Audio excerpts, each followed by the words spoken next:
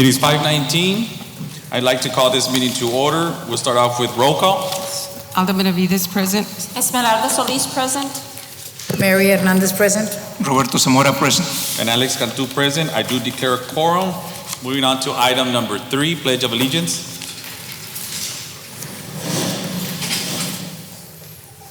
I pledge allegiance to the flag of the United States of America and to the republic for which it stands, one nation, under God, indivisible, with liberty and justice for all. Moving on to item number 4, public comments. Do we have any public comments? If there's no public comments, we move on to item number 5, which is our budget work session number 3. Before we do our budget work session, just one word of commendation to all our fine arts, our arts teachers. If you haven't had an opportunity to go to the display, beautiful, beautiful artwork. So commendations to all our art teachers in the district, and of course to all the students and their parents for their fine work that is being displayed. Thank you.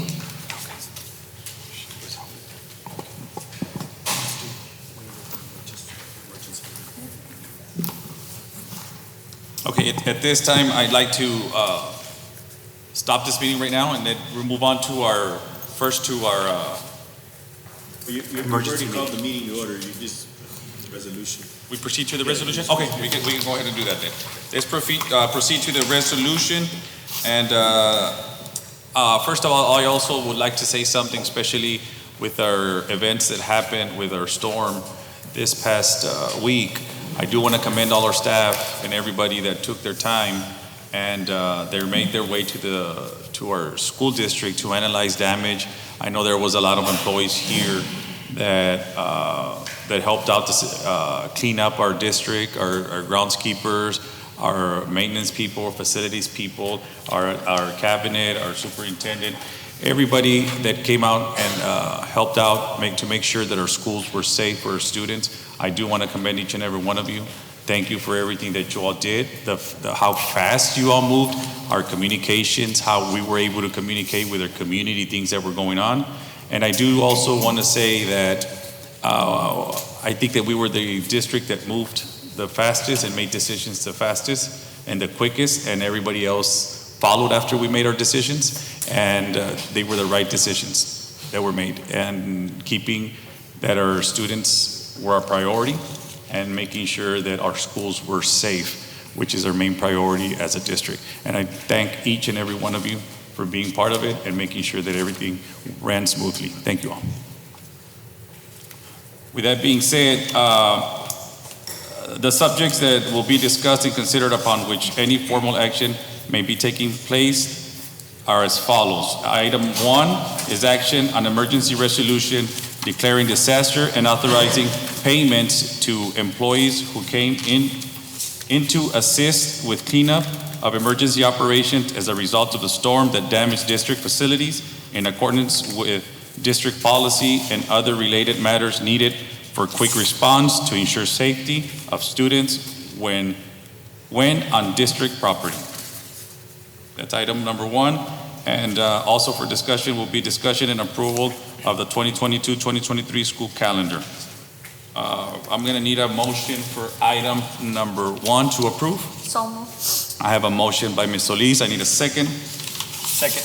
A second by Mr. Oresti. All those in favor signify by saying aye. I would like the discussion on the clarification of the language, if you don't mind. Okay, let's make sure we get some clarification on this.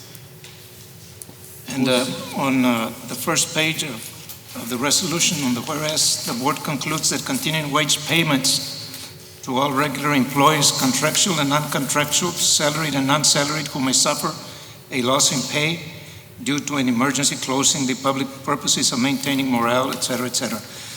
The language that is in the overall resolution gives the impression that they will all get paid without having to make up the work.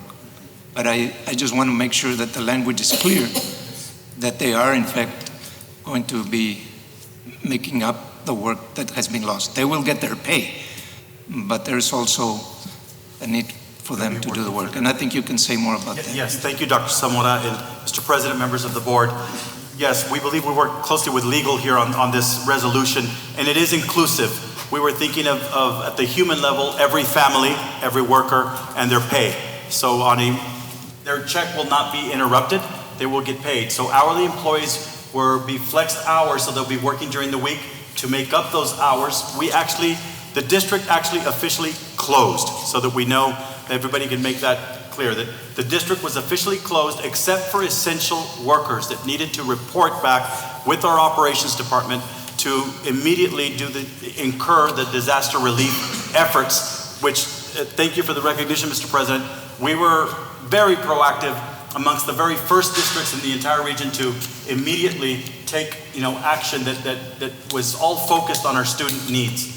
And so in doing that, Dr. Zamora, in this resolution, it does say that there will be paid because our staff, our administrators made provisions for them.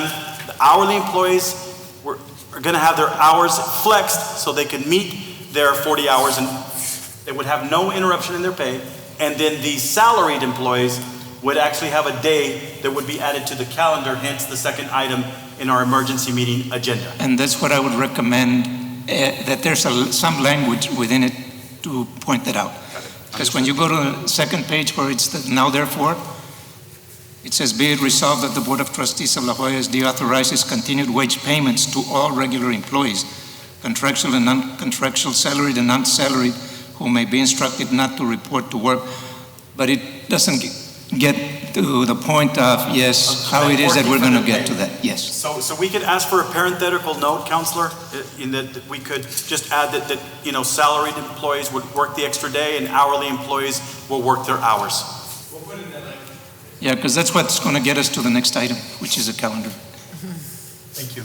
Yes. And for the record, Mr. Oresti and Dr. Cantu came in at 5:22. So I have a motion, I have a second. All those in favor signify by saying aye. Aye. All those opposed, motion carries. Item number 2, discussion and approval of 2022-2023 school calendar. So moved. I have a motion by Ms. Solis, and I need a second. Second. I have a second by Mr. Oresti. Any questions? Just what are the changes? Did we get a copy of the calendar? Good evening, Mr. Alex Cantu, Board President, School Board of Trustees, Mr. Heriberto Gonzalez, Superintendent of Schools, Administration, members of the community. Tonight we'll present on the 22-23 proposed district calendar adjustments. As you can see, based on our approved calendar, May the 1st was supposed to be an instructional day. However, due to the storm, May the 1st, 2023 instructional day became an off-contract day for staff. May the 2nd, 2023 instructional day became a preparation day for staff. So those are the two adjustments that we had to make because of the storm that occurred this past weekend.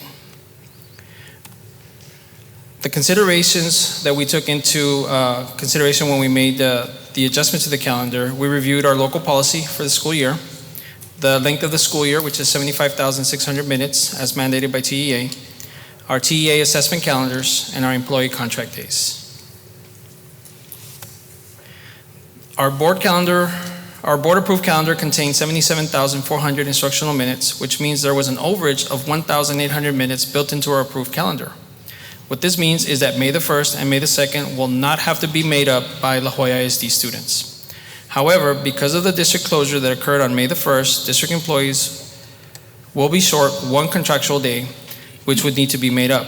We are proposing that this day be made up on May the 30th, 2023. Employees that have contracts that go beyond 187 days will have one additional day added at the conclusion of their contracts.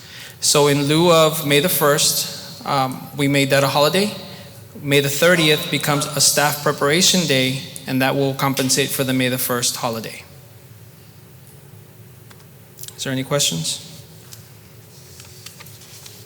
I think that pretty much clarified that information.